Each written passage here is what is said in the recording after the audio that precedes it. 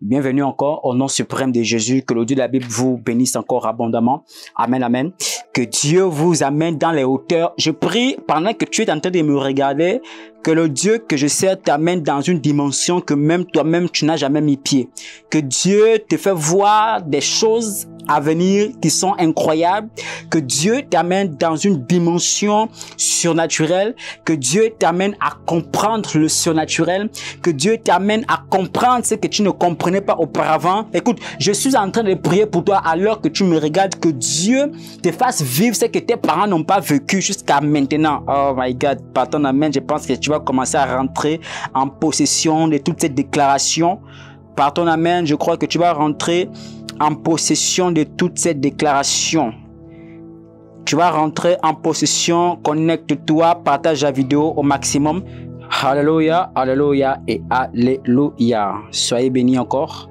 Alors, je vais parler tout simplement ce soir sur cette première partie, les lois du succès selon la Bible.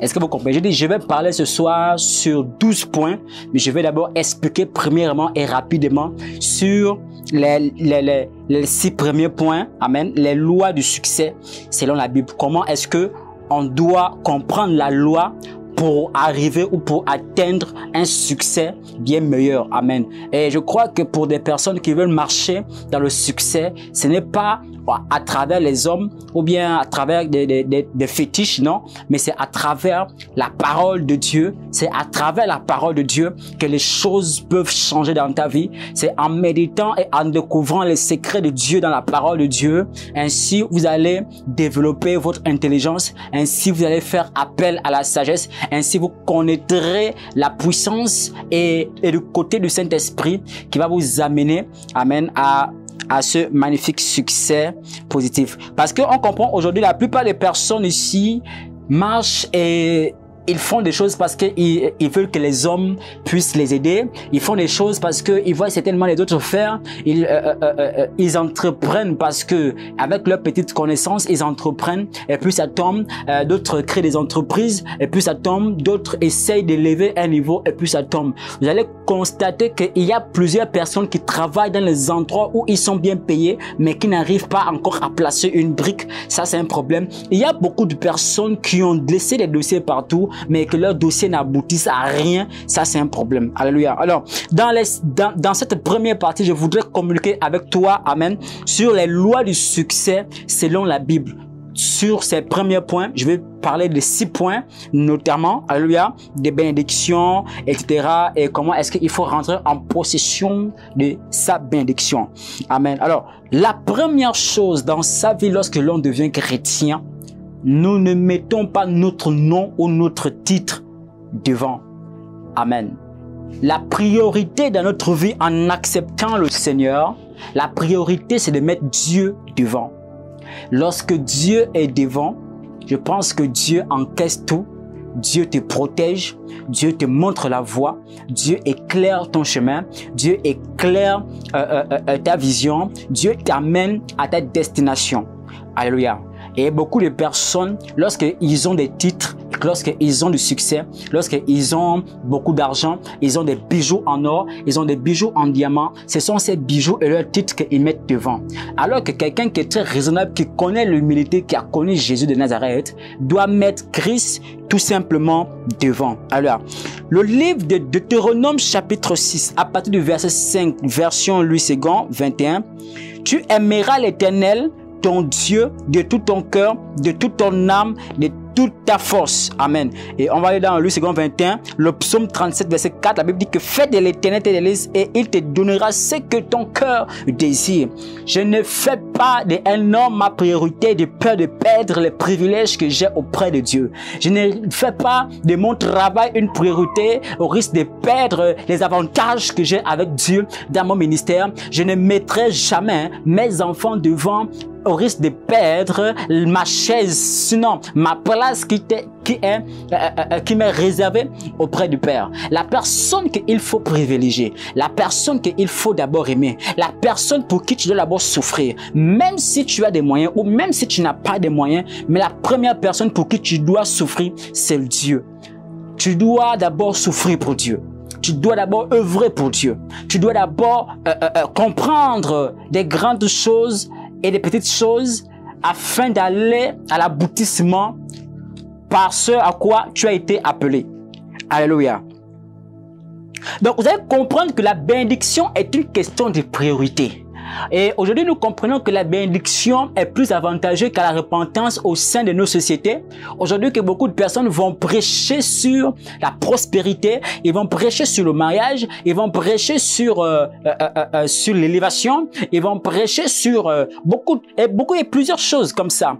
Pourquoi? Parce que eux, ils ont reçu ce mandat, certainement, je le dis, de prêcher sur ça. Parce que lorsque j'essaie, lorsque je médite la parole de Dieu dans le livre de Jean, de Matthieu chapitre 3 à partir du verset 2, la Bible déclare qu'il y a eu un prophète qui s'appelait Jean qui venait et qui parlait pour dire: répentez-vous car le royaume des cieux est proche. Et c'est la même chose quand Jésus était baptisé, lorsqu'il a été saisi par le Saint-Esprit, lorsque le Saint-Esprit va les mener dans le désert, le message, lorsqu'il est ressorti du désert, le message qu'il est ressorti avec, c'était le message de la repentance. Même là au Seigneur, il y a un temps où il faut prêcher sur la bénédiction. Et voici pourquoi à chaque fois on va vous prêcher les bénédictions. Ceux qui vous prêchent les bénédictions, eux-mêmes ils sont bénis, mais vous n'êtes pas bénis. Pourquoi? Parce que vous refusez d'être tout simplement enseignés. Amen. Donc, parfois, nous pensons pouvoir arriver sans Dieu dans ce que nous sommes en train de faire. Parfois, les projets que nous faisons dans le noir, on a comme l'impression que ces projets verront le jour sans consulter Dieu. Parce qu'il y a des projets que Dieu peut valider et les projets que Dieu ne peut pas valider. Beaucoup de personnes, même quand ils construisent des... Écoutez, ce n'est pas à toutes les personnes que Dieu a donné cet ordre de construire une maison dans sa vie. Lorsque David voulait bâtir le temple de Dieu, la Bible déclare que les mains de David étaient pleines de sang. Et cet homme ne pouvait pas construire le temple de l'Éternel parce que ses mains étaient souillées de sang. Frère, et il a dit quoi? Et il a dit ceci, que donc je préparerai tout afin que mon fils, après ma mort, va terminer le temple de l'Éternel. Donc il va bâtir Dieu un temple magnifique et beau. Vous allez comprendre, vous allez constater dans plusieurs familles, il y a beaucoup de personnes qui ne peuvent pas construire une maison. Pas parce que leurs mains sont souillées, à cause de la racine qui est directement liée, à cause du lien qui est lié à David jusqu'à eux. Est-ce que je parle ici à l'esprit de quelqu'un? Donc, on ne peut pas faire un projet, on ne peut pas se marier sans avoir consulté Dieu. Je ne peux pas dépenser mon argent sans avoir consulté Dieu. Je ne peux pas investir quelque part tant que je n'ai pas consulté le Dieu qui m'a donné les finances.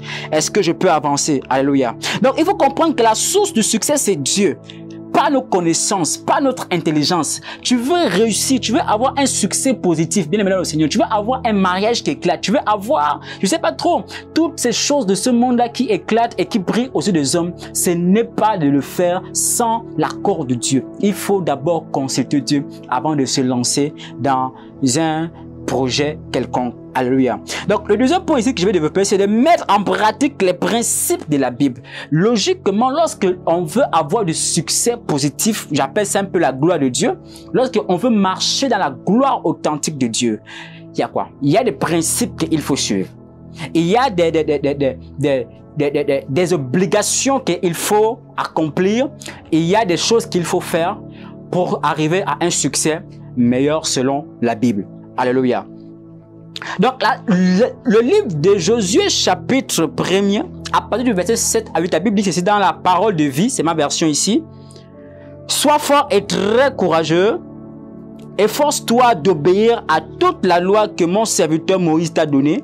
Ne t'éloigne jamais de cette loi, alors tu réussiras dans tout ce que tu feras.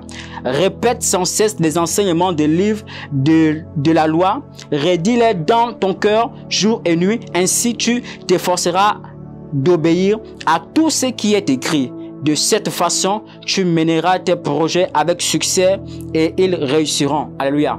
Dans d'autres versions, on dit que ce livre de la loi ne s'éloigne point de ta bouche, médite-le jour et nuit pour agir fidèlement et beaucoup de choses. Ainsi, tu auras du succès dans tes entreprises, tes affaires vont marcher. Vous allez comprendre premièrement que comment est-ce qu'il faut mettre en pratique les principes de la Bible? Comment est-ce qu'il faut mettre en pratique les principes de la Bible? Il faut d'abord, premièrement, connaître d'abord, méditer la parole de Dieu. Parce qu'en méditant la parole de Dieu, on recueille ce qu'on appelle la sagesse. Et lorsque la révélation descend sur vous, lorsque la sagesse descend sur vous, ainsi vous allez réussir dans vos entreprises, vous allez réussir dans vos projets, vous allez amener à bien vos projets verront le jour, vos projets, beaucoup de personnes même viendront certainement même peut-être vous aider dans vos projets. Alléluia. Voici pourquoi il faut être un homme ou une femme qui médite, qui doit avoir jalousement ce qu'on appelle la parole de Dieu. Alléluia. Le livre de Jésus est très clair. Médite le livre de la loi jour et nuit. Ça veut dire que même quand tu es assis dans ton bureau, même quand tu es assis quelque part, si tu vois que tu n'as rien à faire, si tu vois que tu ne veux pas, tu ne veux aller chez personne, si tu vois que tu n'as pas de temps, ou bien je sais pas trop, et que tu es fatigué. Mais il y a un temps où tu dois te relever et prendre conscience et dire non, il faut que je prenne quand même la parole de Dieu, car ma réussite dépend de comment je marche avec Dieu. Ma réussite dépend de comment je marche avec Dieu. Alléluia. Voici pourquoi, frère, efforcez-vous à méditer la parole de Dieu. Parce que le secret de tout, le secret de la réussite, le secret du succès, le secret de l'élévation, le secret du militaire, le secret de la gloire, le secret de votre percée, de votre vision, ça se trouve dans la méditation de la parole de Dieu. Est-ce que je parle ici à l'esprit de quelqu'un lorsqu'un constructeur lance un produit sur un marché, qu'il s'agit d'un ordinateur ou bien d'un aspirateur ou d'un immeuble, il fournit toujours un mode d'emploi. Le mode d'emploi est si vous n'avez pas le mode d'emploi, il sera pour vous difficile de raccorder, ce qu'il faut pour que vous puissiez avoir votre marchandise. Est-ce que ici je parle ici à l'esprit de quelqu'un? Donc nous n'avons pas besoin de nous concentrer sur nous-mêmes, non. Mais concentrons-nous sur notre relation avec Dieu et mettons toute notre énergie à pratiquer ce que la Bible nous explique. Et cela nous conduira inévitablement au succès. L'inverse est absolument vrai. Si nous ne mettons pas en pratique les commandements de Dieu, nous aboutirons sans aucun doute à l'échec, la déception, la calomnie, perte de temps. Alléluia. Donc, devenir sage est mon troisième point ici. Devenir sage, selon la parole de vie, la Bible déclare dans le livre de Proverbes chapitre 3, du verset 15 à 16, la sagesse est plus précieuse que les bijoux. On ne peut rien désirer de meilleur. Elle donne une longue vie aux humains. Elle leur offre richesse et honneur. Dans le livre de Ecclésias 10, dans le français courant, la Bible dit, en effet, la sagesse est l'instrument du succès. Est-ce que quelqu'un ici comprend mes propos? Vous comprenez que la sagesse est un instrument de succès. Tu veux réussir. Si tu gagnes 10 000 francs par mois, je pense que tu peux faire quelque chose avec. Dieu t'a donné l'intelligence pour multiplier ça. Est-ce que je parle ici à l'esprit de quelqu'un? La sagesse nous permet de comprendre Dieu, de comprendre les options qui s'offrent à nous. La sagesse, c'est la compréhension des choses, comprendre comment les principes de Dieu fonctionnent. La sagesse nous amène à comprendre le mouvement de l'esprit. La sagesse nous amène à comprendre réellement les pensées de Dieu. La sagesse, quand un homme est sage, quand un homme a reçu l'esprit de sagesse, il ne force pas dans toutes ses décisions. Lorsque un vrai chrétien a reçu la sagesse de Dieu, il ne force pas dans les décisions qu'il va prendre parce qu'il écoute la sagesse et la sagesse conduit tout simplement au succès. Vous pouvez voir que Salomon, lorsque ces deux femmes prostituées vont venir avec un enfant qui vivait, la Bible déclare que Salomon va utiliser une sagesse incroyable de pouvoir découper l'enfant en deux pour voir réellement qui était la mère de cet enfant qui restait. Donc vous comprenez que la sagesse va vous amener à faire des choses qui seront à votre entendement contrairement aux choses qui est écrites. Mais lorsque vous avez la sagesse authentique de Dieu, la sagesse authentique de Dieu va vous amener tout simplement à comprendre qui est le Saint-Esprit. Et c'est quoi la parole de Dieu? Est-ce que je parle ici à l'esprit de quelqu'un? Est-ce que je parle ici à l'esprit de quelqu'un? Est-ce que je parle ici à l'esprit de quelqu'un? Alléluia. Alors, donc vous allez voir dans le livre de Jacques, selon la parole de vie toujours, Jacques chapitre 1er, après le verset 5, la Bible dit que si quelqu'un parmi vous manque de la sagesse, il doit la demander à Dieu et Dieu lui donnera cette sagesse. En effet, Dieu donne à tous généreusement sans faire de reproches.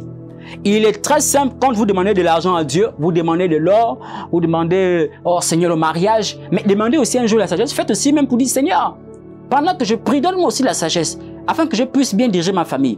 Père, donne-moi la sagesse, afin que je puisse bien, Seigneur, gérer mon argent. Donne-moi la sagesse, afin de conseiller les foyers. Donne-moi la sagesse, afin de conseiller les frères et sœurs, afin de leur parler dans la sagesse. Donne-moi la sagesse, Seigneur. L'Éternel, quand il voit que tu demandes la sagesse, Dieu te donnera plus que ça. Il te donnera encore l'intelligence du Saint-Esprit. Il te donnera encore beaucoup de choses même que tu n'en as pas. Lorsque Dieu voit tes manquements, il va tout simplement compléter parce que tu as demandé quelque chose qui avance le royaume de Dieu. Est-ce que je parle ici à l'esprit de quelqu'un? Alors, le point numéro 4, être soumis à toute autorité. C'est la partie où beaucoup de personnes aussi vraiment, ils échouent. Ils ne peuvent pas aboutir à leur succès. Est-ce que je parle ici à l'esprit de quelqu'un? Dans le livre de Hébreux, selon la parole de vie, Hébreux 13, 17, la Bible déclare ceci, que obéissez à vos responsables et soyez leur soumis. Ils veillent sur vous parce qu'ils devront rendre des comptes à Dieu. Dans Colossiens 3, 22, français courant, la Bible déclare, serviteurs, obéissez en tout à votre maître, d'ici-bas, ne les faites pas seulement quand ils vous surveillent pour leur plaire, mais obéissez d'un cœur sincère à cause du respect que vous avez pour le Seigneur. Alléluia. Il faut se soumettre à des autorités. Est-ce que je parle ici à l'esprit de quelqu'un? Il faut se soumettre à des autorités. En fait, les autorités ici qu'on parle, ce n'est pas des corps habillés. J'entends souvent les chrétiens qui disent, oh, les autorités, Dieu a dit, toute autorité vient de Dieu. C'est vrai que toute autorité vient de Dieu. Mais la première autorité, c'est un homme de Dieu. Ce n'est pas le président de la République. My God. Écoutez-moi, faites parvenir ce message à qui le droit. Je dis que la première autorité qui existe dans ce monde, ce n'est pas le président, mais c'est l'homme de Dieu qui est la première autorité. Le président devrait se soumettre à ce que dit l'homme de Dieu, parce que l'homme de Dieu est comme un architophel devant un président de la République. Est-ce que je parle ici à l'esprit de quelqu'un? Come on. Yeah. Alléluia. Serviteurs, obéissez à vos maîtres. Lorsqu'on demande d'obéir aux autorités, la première autorité, c'est un homme de Dieu. La première autorité n'est pas le président de la République, mesdames et messieurs. Je vous le dis, que la première autorité qui est là, c'est un homme de Dieu. Parce que l'homme de Dieu est comme un architophel devant David. L'homme de Dieu, c'est un représentant et il est même la représentation du royaume sur la terre. Le président de la République devrait consulter un vrai homme de Dieu. Ouais, pour la vision de cette nation. Est-ce que je parle ici à l'esprit de quelqu'un? Est-ce que je parle ici à l'esprit de quelqu'un? Alléluia. Oh, le président a dit, mesures barrières dans nos églises, machin. Pendant que les hommes ont soif, pendant que les brebis sont en train de mourir de soif, pendant qu'ils ont faim, le président est là-bas et lui il est gâté. Même toi l'homme de Dieu qui obéit à ça, là, toi tu es là le ventre, tu meurs de faim et tu traînes même comme Lazare le pauvre à aller te commander chez les gens comme ça. Frère, écoute-moi, la première autorité ici que Dieu a donnée, c'est un homme. Et c'est un homme de Dieu, ce n'est pas un président de la République, c'est un homme de Dieu.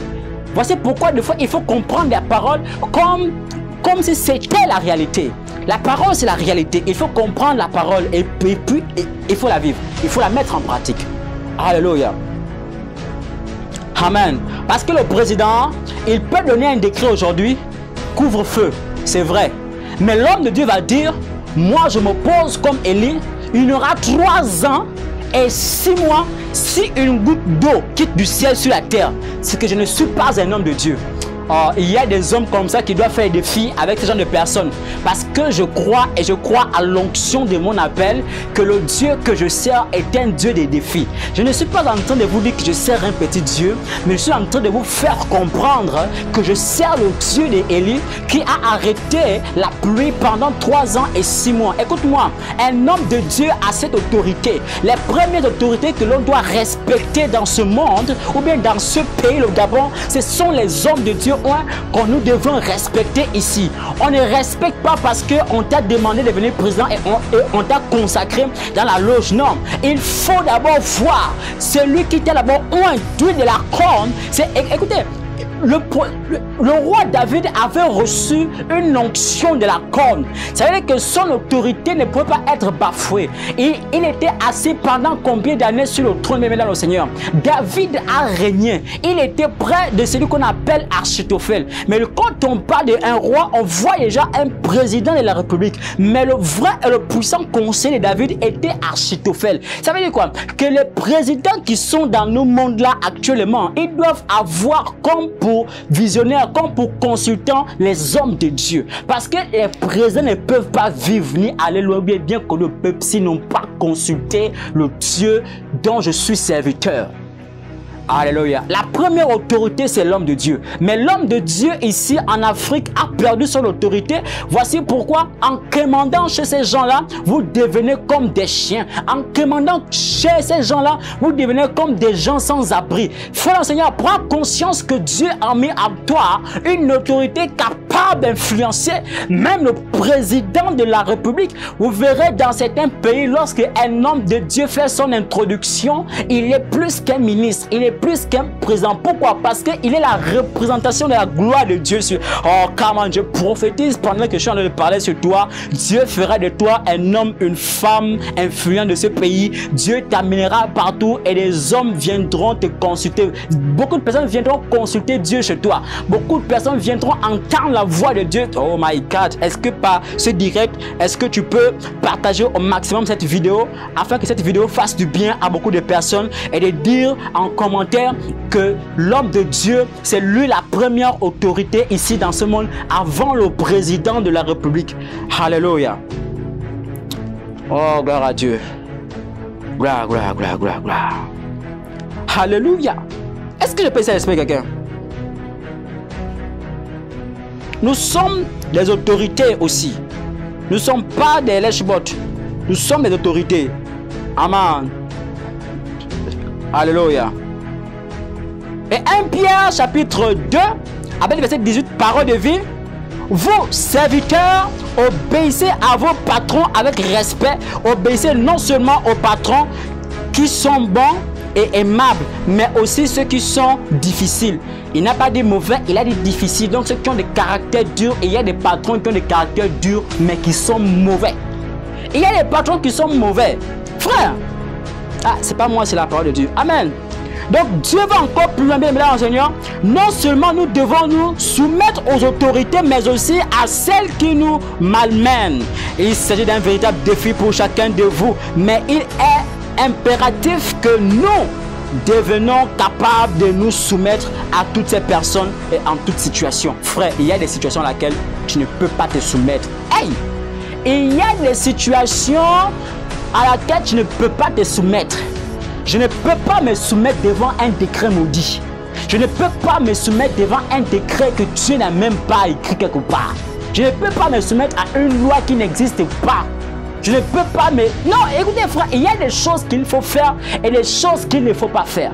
Et il y a des hommes de Dieu où Dieu a dit, là, il est plus que toi. Respect. Il y a l'endroit de respect. Mais il y a des personnes comme cette nouvelle génération qui ne respectent plus les pères, mais qui aujourd'hui, à cause, parce que tu vois, parce que tu prophétises, que tu as déjà manqué de respect à ton père spirituel, parce que tu as déjà 4 ou 5 enfants spirituels, tu vas commencer à manquer de respect même à celui qui t'a imposé les mêmes, my God. Parce que vous êtes déjà au même niveau comme toi-même tu penses. Mais écoute frère, tu ne seras jamais au même niveau que ton père spirituel. Tu peux aller voir Nganga, tu peux aller voir Jésus. Tu ne seras jamais au même niveau que ton père spirituel. Même si tu relèves les paroles. Écoutez, regardez même le prophète Jean.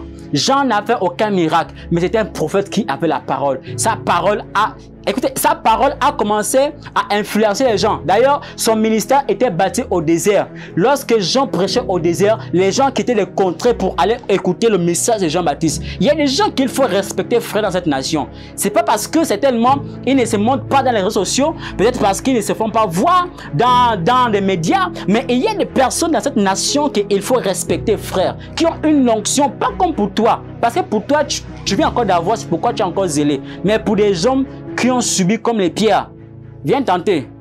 Même rien que l'homme tue ça au sol. Alléluia. Voici pourquoi il faut soit respecter l'autorité. Alléluia.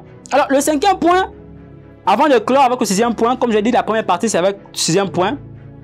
Donc, pour avoir le succès, dans le 5e point, vous devrez veiller, amen, à la pureté de votre cœur. Ton cœur doit être propre et non avec les murmures.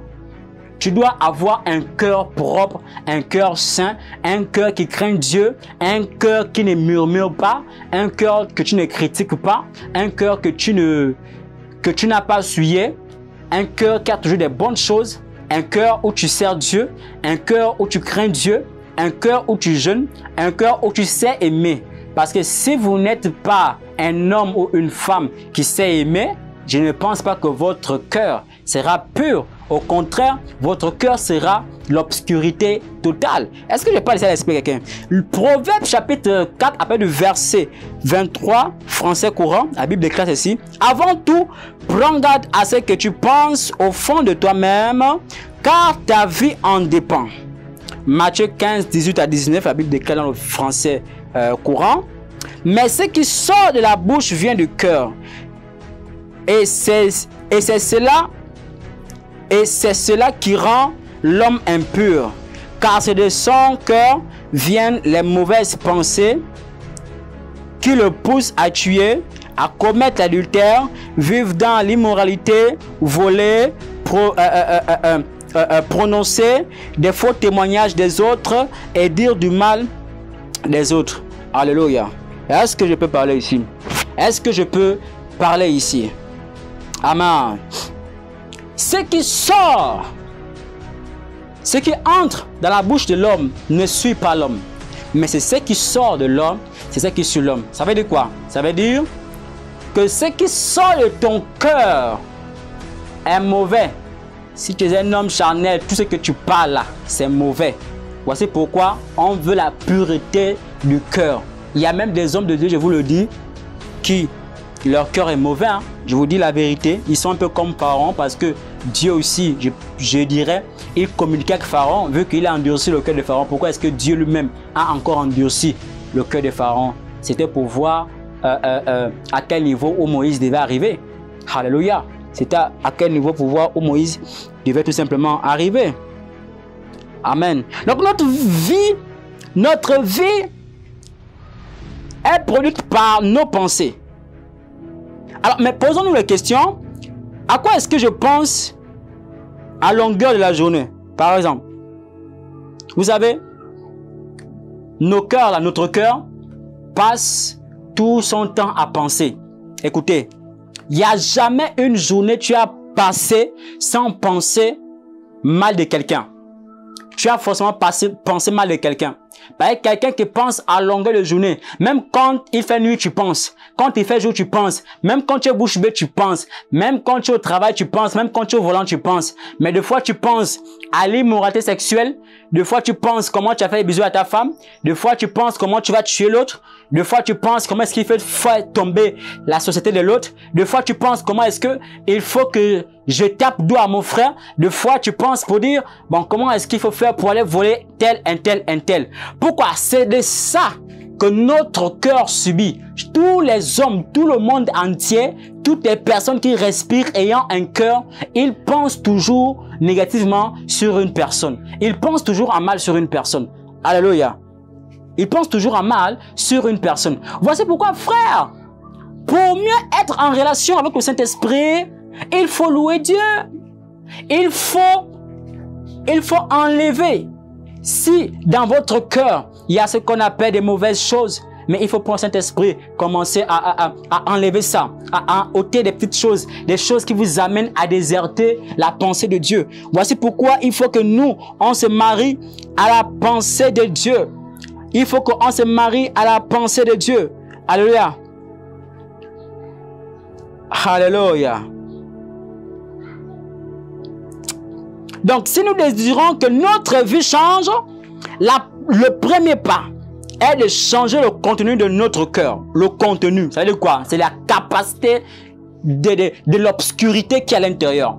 De ôter complètement. Parce que des fois, vous avez forcément croisé des personnes à gauche et à droite qui marchent et puis voilà, ils pensent. Vous savez que si Dieu pouvait nous montrer les pensées des gens, hein, on allait même tuer les gens depuis quoi. Parce qu'il y a des mauvais qui pensent trop mal des autres. Et il y a des mauvais qui pensent trop mal des autres. Alléluia. Il y a des mauvais qui pensent trop mal des autres. On ne pense pas mal. Il faut penser du bien sur l'autre. Alléluia. Il faut penser du bien hein, sur l'autre. Car notre vie est le strict reflet de notre pensée. Ça veut dire quoi? Que notre pensée est créée spirituellement. Et dans le monde spirituel, notre corps ou notre vie physique amène à l'existence les comportements que j'ai eu à faire dans mes pensées. Ça veut dire que si j'ai eu la pensée de dire bonjour au voisin, je dirai bonjour à mon voisin. Si j'ai eu la pensée de détruire mon frère, je vais arriver à bout pour détruire mon frère. Voici pourquoi il faut manifester l'amour dans vos pensées pour que vous manifestez l'amour dans le monde physique où nous sommes ou pendant que vous êtes en train de m'écouter. Parce qu'il y a des femmes et des hommes qui sont mauvais. Il y a des personnes même qui ne font jamais dire qu'ils sont mauvais, ils vont être suivis. Des fois on dit que des personnes qui sont suivis, ce sont des personnes qui sont calmes, machin. Les personnes qui sont calmes, c'est même des fois les bandits qui stockent tout en eux pour tuer leur prochain. Alléluia. Donc, pour clore ici, mesdames et messieurs, je voudrais terminer avec faire très attention à ce que sort de notre bouche. On doit faire attention à toutes les paroles qui sortent de notre bouche. Le livre de Proverbes, chapitre 13, verset 13, la Bible déclare ceci, c'est la parole de vie. Quelqu'un qui surveille ses paroles protège sa vie, mais celui qui dit n'importe quoi court à sa perte. Dans Proverbe 18, 21, la Bible déclare, selon le français courant, les paroles peuvent être source de vie ou de mort. Qui aime parler doit accepter les conséquences. Voici pourquoi des fois quand je dis aux personnes, quand je prêche toujours sur les liens de famille, reconnaître et briser les liens de famille, il y a un point que j'aime toujours citer pour dire que pourquoi est-ce que les personnes, surtout les mamans, qui aiment toujours insulter leurs enfants pour dire tu as la grosse tête comme ton père, tu es nul comme ton père, tu es comme ça comme ton père. En fait, tout négatif comme son père totalement. Amen. Mais vous avez pensé une chose, que l'enfant est en train de grandir et les paroles de limitation, les paroles de malheur, les paroles négatives que vous avez prononcées sur cet enfant, ça va demain prendre vie dans la vie de ce dernier. Et lorsque demain l'enfant sera fou, les gens diront, ah mais mon enfant est fou, c'est le grand-père au village. Mais tu oublies une chose, que lorsque l'enfant avait 3 ans à 4 ans, quand il faisait des bêtises, tu l'as toujours insulté de fou, tu l'as toujours insulté de maboule. Mais voici pourquoi même des fois, vous avez même constaté à l'école, l'enfant est maboule, machin. Pourquoi? Parce que ce sont les parents eux-mêmes qui sont la cause de cela.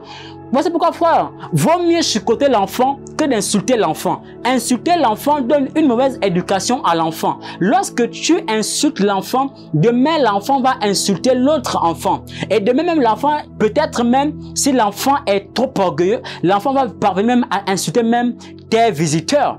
Pourquoi? Parce que les parents, certainement, n'éduquent pas bien leurs enfants. Amen. Donc, voici pourquoi nous qui sommes des hommes de prière, des hommes de Dieu, des hommes ouins pour cette nation, nous devrions être un modèle authentique, un bon exemple pour la génération future qui est en train de naître. Amen. Pour nos enfants, pour nos petits-fils, pour nos neveux. Parce que si déjà nous prononçons à chaque fois, ou bien même si nous critiquons, vous allez constater même que même vos neveux, même lorsque vous arrivez chez votre soeur, même votre neveu va commencer à vous parler mal. Parce que quoi? Parce que derrière toi, ta soeur et son frère, ou bien ta soeur avec son mari, eux, ils passent tout leur temps à te critiquer, à te marcher dessus. Et l'enfant fera de même. Est-ce que je parle ici à l'esprit de quelqu'un? Donc, il faut comprendre que ce point déroule du précédent. C'est que nous pensons finir par se manifester dans nos paroles. La Bible déclare dans Genèse 1 que nous voyons même la création du monde, et le verset la plus connue est certainement Genèse 1 et 3, où la Bible dit, Dieu dit que la lumière soit, et la lumière fut. Donc, quand tu dis, tu es maudit, l'enfant aussi, automatiquement, il est maudit. Quand tu dis, toi là, tu es bête, à l'instant, l'autre devient bête. Quand tu dis l'autre espèce de chien, l'enfant aussi demain, il va devenir comme un chien. Voici des fois, il faut dire, sois béni, que Dieu te bénisse, que Dieu te lève, que Dieu te pardonne. Et on n'insulte pas. quand tu traites un enfant de fou, rassure-toi, dans 10 ans, cet enfant sera fou. Frère, les parents là, vraiment, des fois même, comme vous n'êtes pas bien éduqués, c'est pourquoi vous n'éduquez pas bien vos enfants. La meilleure éducation, c'est la chicotte. Oh, come on. Amen. Donc, on comprend qu'en continuant à lire ces chapitres, vous allez constater qu'en une seule parole, il y a eu le résultat. En une seule parole, il y a eu le résultat. Alléluia. Donc, nos mots, lorsqu'ils sont lancés, produisons des résultats à court, les moyens à long terme. Que dites-vous lorsque vous êtes découragé, triste, en colère, fatigué? Voyons sur toutes nos paroles, car beaucoup des moments difficiles que nous traversons ont été créés par notre propre bouche. Voici pourquoi aujourd'hui, lorsque vous voyez des personnes, oh, je ne serai jamais riche, sinon je serai là en rose croix, je ne serai jamais riche. Frère, pendant que tu es en train de t'auto-proclamer des paroles négatives, comment est-ce que ces paroles ne peuvent pas prendre vie dans ta vie, dans ta marche avec Dieu? Voici pourquoi, frère dans le Seigneur, à partir d'aujourd'hui que tu es en train d'écouter le son de ma voix, n'ose plus sortir de ta bouche des paroles négatives qui vont limiter ta vie. N'ose plus sortir de ton esprit, de ta bouche, des paroles agressif, de peur d'influencer ta vie. Voici pourquoi, bien aimé Seigneur, il faut être comme des personnes qui marchent dans la présence de Dieu, qui doivent bénir, bon ou mauvais, doivent bénir, qu'il y a l'argent ou il n'y a pas l'argent. Laissez des fois un peu le diable tranquille. Le diable, des fois, il n'a rien à y voir à l'intérieur. Si le diable aujourd'hui prend possession de nos vies, c'est parce que en insultant, insulter, c'est un moyen par lequel le diable rentre pour commencer à bouleverser notre vie. Lorsque nous vivons la sanctification, bien aimé au Seigneur, même par nos cœurs, par nos pensées, une fois que tu as insulté quelqu'un, tu viens à peine tout juste d'ouvrir une. Voici pourquoi, frère dans le Seigneur, sachons aujourd'hui que nous devions marcher selon la parole de Dieu. Insulter quelqu'un n'est pas une résolution. Mal parler à une personne, ce n'est pas ça la solution. Alléluia, ce n'est pas ça la solution. Il y a beaucoup de personnes qui insultent à gauche et à droite. Remarquez même vous-même, la parole négative que tu as sortie aujourd'hui, toi-même tu la vis demain. Tu seras pauvre. Et toi-même, des fois, même tu es pauvre, même tu n'as même rien, mais tu te fais grand. Frère, il y a même de quoi la conscience nous parle. La conscience nous interpelle selon ce que nous disons aux autres. Frère, quand tu insultes quelqu'un, rassure-toi que sur toi, tu n'as pas un défaut. Vous allez même voir dans Deutéronome, quelque chose comme ça, lorsque Moïse va mourir, dans Deutéronome 34, verset 5, la Bible déclare que Moïse mourut selon l'ordre de l'Éternel. Vous allez voir quelque part en bas, il y a eu l'ange Michael qui est venu prendre le corps de Moïse. Mais Satan a discuté le corps de Moïse. Mais pourquoi est-ce que Satan avait lâché prise? C'est parce que même quand il y a eu la guerre en haut avec les anges, jamais un jour Michael a sorti des propos injurieux contre Satan. Jamais un jour, lorsque sur la terre, en discutant le corps de Moïse, jamais un jour l'ange a sorti des propos injurieux contre le démon. Sinon Satan allait être un homme qui allait aujourd'hui gagner le monde. Frère, il y a quelquefois, même quand tu te bats avec quelqu'un, arrête d'injurier quelqu'un. Hey my God, lorsque tu constates que celui qui est avec toi, il marche mal, il y a de quoi aller intercéder pour lui. Tiens-toi à la brèche pour lui. Ne condamne pas sa pensée. Ne condamne pas les actes que lui il fait, frère. Parce que même toi qui condamnes, écoutez, la Bible dit que ce sont les hommes spirituels qui doivent juger le monde. Frère, oui c'est vrai, soyons spirituels. Ne serons pas des hommes qui enseignent, mais qui ne vivons pas notre enseignement. Soyons des bons modèles, soyons des exemples, soyons des personnes par qui lorsque nous marchons devant des personnes, il y a quand même un maximum, pas un minimum, il y a un maximum de respect. Pourquoi? À cause de ton langage. Ton langage doit changer. À cause du langage, beaucoup de personnes certainement ont même perdu des emplois. À cause du langage, tu vis seul. À cause du langage, tu n'as même personne qui marche avec toi. Même à cause du langage, tu n'as même pas un copain. Ta vie devient compliquée. Les hommes te couchent à gauche et à droite à cause de ton mauvais langage. Est-ce que je parle ici à l'esprit de quelqu'un? Mais lorsque tu sais que tu marches sur les principes de Dieu, selon les 6 points ici que j'ai cités, frère dans le Seigneur, crois-moi que ta vie ne sera pas à moitié, mais ta vie ira avec un succès positif. Je prophétise et je décrète aujourd'hui même. Je ne sais pas quelles sont les pensées parmi les points que j'ai cités qui te troublent, qui troublent ta vie, qui troublent ton avenir, qui troublent tes pensées, mais je déclare au nom de Jésus que tes pensées sont restaurées. Je déclare que tes pensées sont restaurées. Tes pensées sont restaurées. Si tu avais des mauvaises paroles, ta manière de parler était mal. Tu parlais mal à tes frères, tu parlais mal à tes soeurs. Reçois le feu dans ton cœur, afin que ton cœur change, afin que ce qui sort de ta bouche ne soit plus souillé, mais ça devienne des paroles saintes. Frère, il faut marcher selon la Bible, selon la parole de Dieu, les principes de Dieu. Il faut les respecter. Dieu est mort au poteau de la croix. Dieu a beaucoup fait les choses pour nous. Dieu, malgré nos fautes, il nous aime. Mais toi, parce qu'un frère a péché, tu ne veux plus de ce frère. Parce que ce frère a fait un péché. Comme toi, tu es archibishop, tu ne penses même plus à rappeler le frère. Même si le frère est malade, tu ne penses pas à appeler pour dire frère, frère, comment tu vas. Mais la seule chose que tu penses à faire, c'est de calomnier, c'est de critiquer, c'est d'insulter, injurier, à penser mal de l'autre frère. Ce n'est pas ça l'amour, il faut te repentir. Alors je déclare et je décrète aujourd'hui même pendant que je suis en train de parler, et là d'où je me tiens, au nom de Jésus, que le Dieu de la Bible te localise, et je prie que Dieu change radicalement ta vie, que Dieu change ta vie, que Dieu transforme tes paroles à partir de maintenant. Amen, amen. Soyez encore bénis. On se retrouve la semaine prochaine pour les 6 autres points sur les 12 points que je vais parler pour aboutir à un succès meilleur selon la Bible. Amen, amen. Parce qu'il y a beaucoup de choses qu'il faut voir. Abonnez-vous et partagez la page. Partagez la page du ministère apostolique et prophétique du combat spirituel avec José Ndong Melvin. Amen. Soyez encore bénis. Pour toutes les personnes qui veulent les prières, vous pouvez tout simplement laisser un commentaire ou vous laisser votre numéro par Messenger et nous allons prier pour vous. Shalom. Que Dieu vous bénisse abondamment.